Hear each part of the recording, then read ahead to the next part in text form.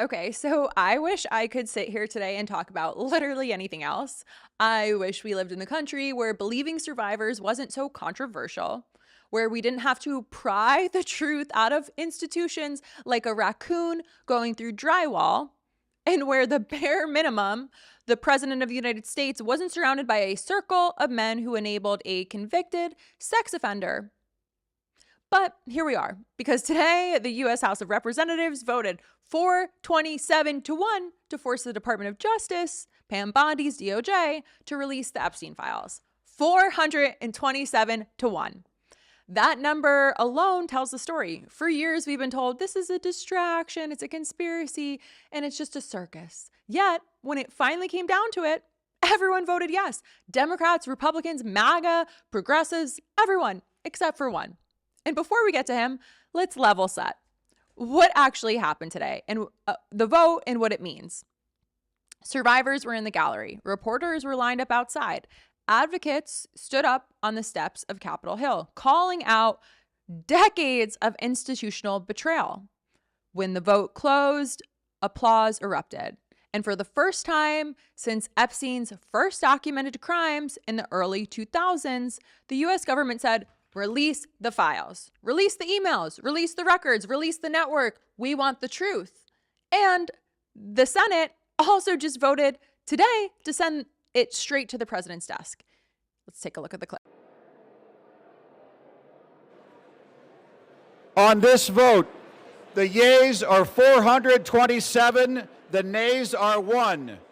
2/3 being in the affirmative, the rules are suspended, the bill is passed, and without objection, the motion to reconsider is laid on the table.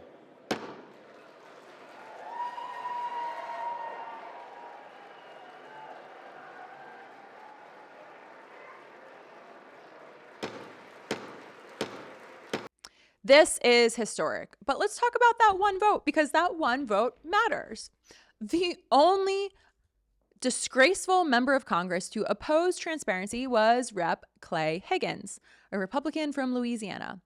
Here's what you need to know about him. Higgins built a persona as a tough cop, and you know how I feel about cops. And that tough cop guy, he was forced to resign from law enforcement twice after internal findings of excessive force, misconduct, and violating department policies. He was condemned internationally for filming a political video inside of a gas chamber at Auschwitz. He spread conspiracy rhetoric about migrants and has been flagged repeatedly for racist and extremist language.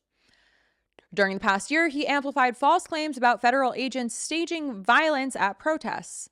Survivor advocates have criticized him before for minimizing abuse during committee hearings.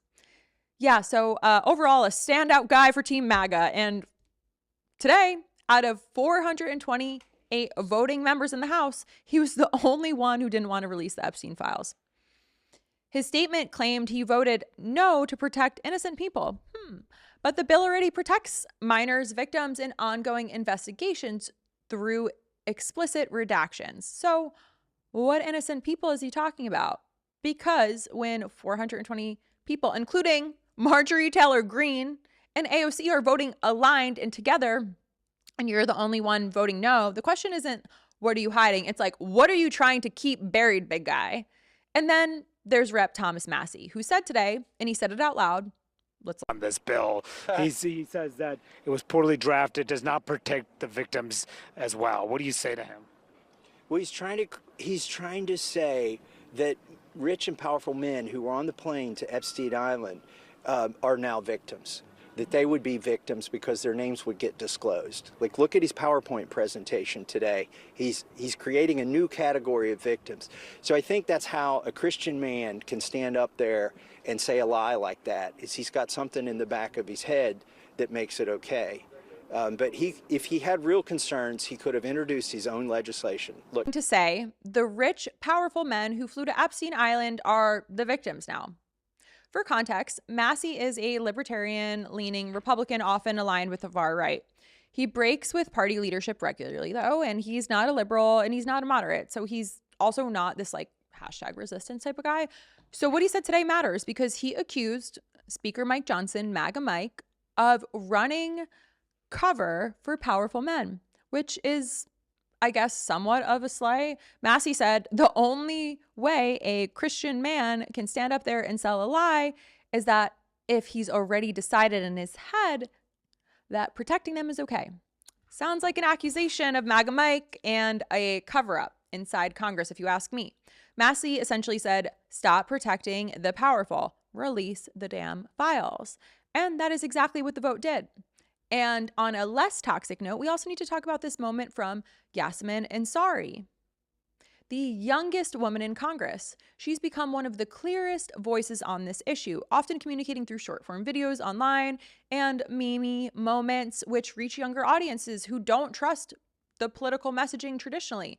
Let's take a look. This vote today matters, but here is the truth. Donald Trump could direct the Department of Justice to release the files today. He is choosing not to. They are already under subpoena, led by oversight Democrats, and have refused. This is an ongoing cover-up by the Trump White House, and Mike Johnson and the House has been complicit. What is Trump hiding? Why not release the files today? This is a time has expired. Release the files today. Thank you. It's my girl.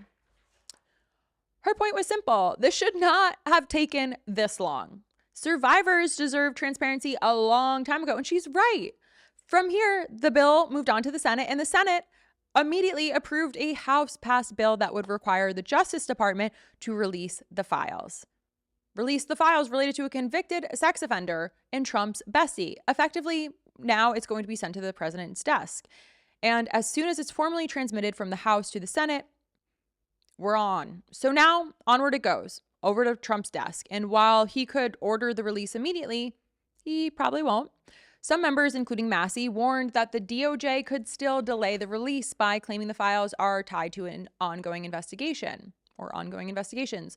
Republicans and Democrats both say we're watching and we're not going to be playing games. So this is one of those rare unifying moments across the political ecosystem that's rallying together around one thing. Let the public see the truth. And again, I wish we lived in a country where women and girls and children didn't have to fight for decades to be believed, where survivors didn't have to sit in the gallery again and again and watch lawmakers argue about their lived experiences and trauma, where this vote wasn't historic because transparency should be the standard. But alas, here we are in the United States fighting for our own government to expose a sex trafficking ring facilitated by billionaires, politicians, intelligence-linked figures, and global elites, and Trump's bestie. But today is a step, a tiny little one, and an extremely late one.